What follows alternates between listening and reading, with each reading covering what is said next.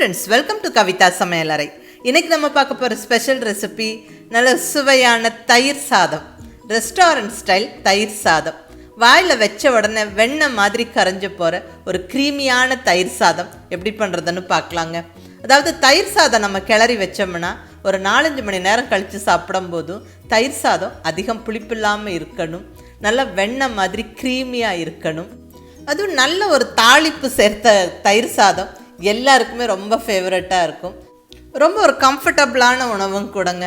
தயிர் சாதம் ரொம்ப நல்லதும் கூட. தயிரில் நிறைய குட் பாக்டீரியாஸ் இருக்குது. நம்ம உணவில் நிறைய தயிர் சேர்த்துக்கிறது ரொம்ப நல்லது. அது பர்டிகுலர்லி சம்மர் சீசனுக்கெல்லாம் தயிர் சாதம் ரொம்ப கம்ஃபர்டபுளாக இருக்கும்.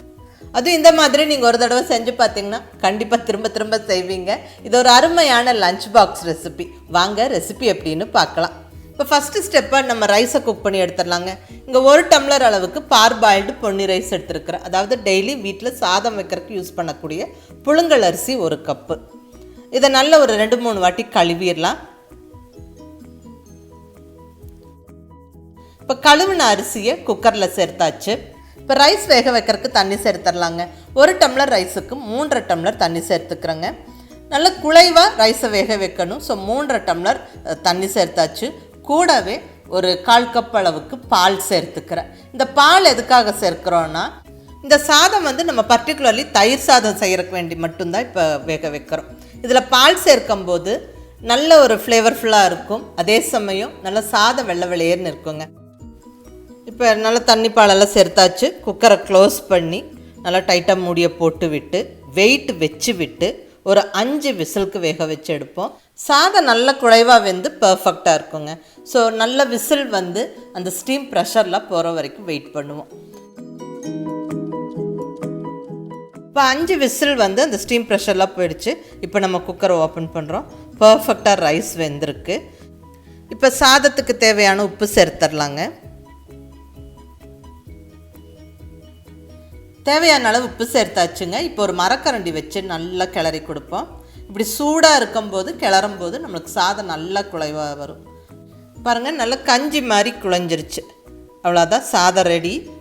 இப்போ இது நல்லா ஆறணும். ஆறினதுக்கப்புறம் தான் நம்ம தயிர் பால் இதெல்லாம் சேர்த்து கிளறணும். ஸோ நல்லா ஆற விட்டுருவோம். கம்ப்ளீட்டாக ஆறினதுக்கப்புறம் நம்ம இதுக்கு தாளிப்பு எல்லாம் சேர்த்து நம்ம கிளறுவோம். ஸோ இருக்கட்டுங்க. அந்த டைம் கேப்பில் நம்ம தாளிப்புக்கு தேவையான பொருட்கள் எல்லாம் ரெடி பண்ணிடலாம்.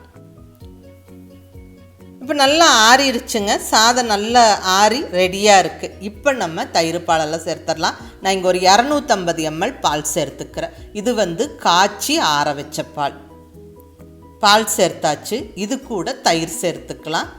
ஈக்குவல் குவான்டிட்டிக்கு தயிர், அதாவது 250 ml கெட்டியான தயிர், அதிகம் புளிக்காத தயிர். கண்டிப்பாக அதிகம் புளிக்காத தயிர் சேர்த்துக்கங்க. ரொம்ப புளிச்ச தயிர் சேர்த்தா நல்லா இருக்காது. ஸோ அதிகம் புளிக்காத தயிர் சேர்த்துக்கங்க. அதே மாதிரி நம்ம உடனே இந்த தயிர் சாதம் சாப்பிட்றதா இருந்தால் ஈக்குவல் குவான்டிட்டிக்கு பாலும் தயிரும் சேர்த்துக்கங்க. சப்போஸ் நம்ம ஒரு 3-4 மணி நேரம் கழித்து சாப்பிட போகிறோம், லஞ்ச் பாக்ஸுக்கு பேக் பண்ணி கொண்டுட்டு போகிறோம் அப்படின்னா தயிரோட குவான்டிட்டியை கம்மி பண்ணிவிட்டு பால் அதிகமாக சேர்த்துக்கோங்க. அப்போ ஒரு 3-4 மணி நேரம் கழித்து தயிர் உரையாகி இந்த சாதம் பர்ஃபெக்டாக இருக்கும். தயிர் சாதம் புளிப்பு இல்லாமல் இருக்கும். சாப்பிட்றதுக்கு நல்ல க்ரீமி அண்ட் டேஸ்டியாக இருக்கும்.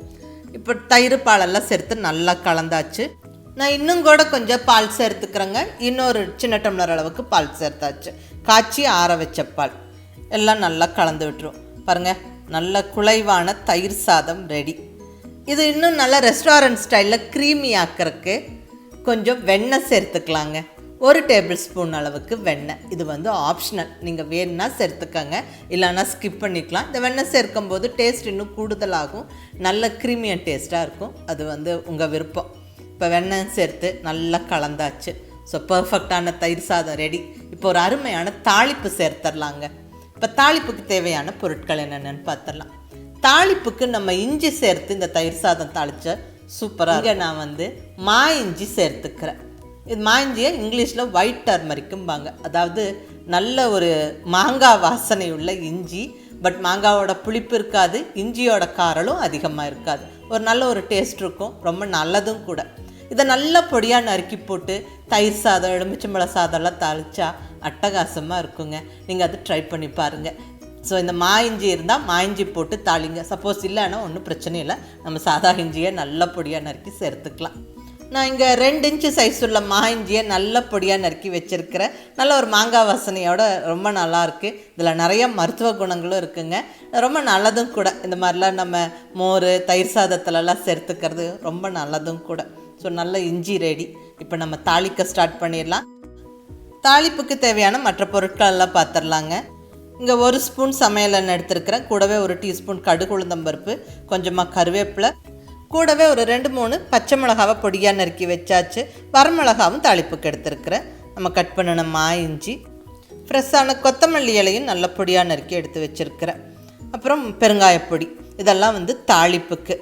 அடுத்தது அலங்கரிக்கிறதுக்கு மேலால் தூவி விடுறதுக்கு மாதுளம்பழம், கேரட், அப்புறம் உலர்த்திராட்சை நம்ம தாளிப்புலேயே சேர்த்துக்கலாம்.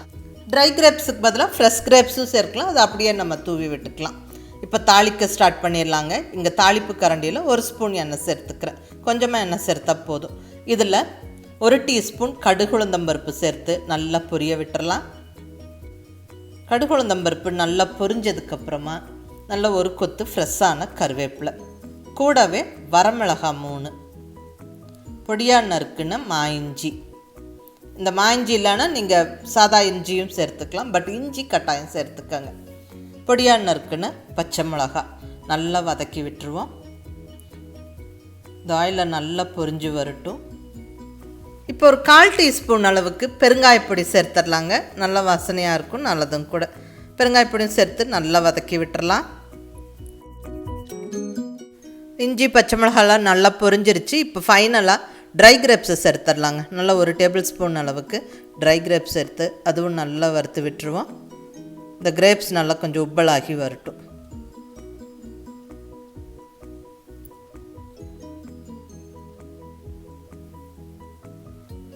பாருங்கள், கிரேப்ஸும் நல்லா வறுப்பட்டுருச்சு. இப்போ அவ்வளோதான், நம்ம ஸ்டவ் ஆஃப் பண்ணி இப்போ ரெடியாக கிளறி வச்சுருக்கிற தயிர் சாதத்தில் போட்டு விட்டு பொடியாக நறுக்கின கொத்தமல்லி இலையும் கூடவே போட்டு நல்லா கலந்து விட்டுறலாங்க. அவ்வளோதாங்க, அருமையான தயிர் சாதம் நல்ல க்ரீமியாக ஜம்முன்னு ரெடி ஆயிடுச்சுங்க. அதுவும் நல்ல அந்த கமகமான தாளிப்பு வாசனையோட அட்டகாசமாக இருக்குங்க.